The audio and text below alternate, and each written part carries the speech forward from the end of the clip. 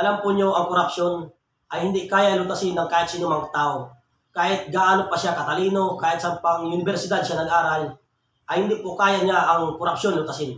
Kahit lahat ng mga tao, kahit lahat ng mga bansa ay magtulong-tulong, ang korupsyon po ay hindi kaya lutasin ng kahit sino mang tao, ng kahit sino mang bansa. Kahit gaano pa siya ka-impluwensya o makapangyarihan dito sa mundo. Alam po niyo, ang korupsyon ay hindi po yan bago sa atin.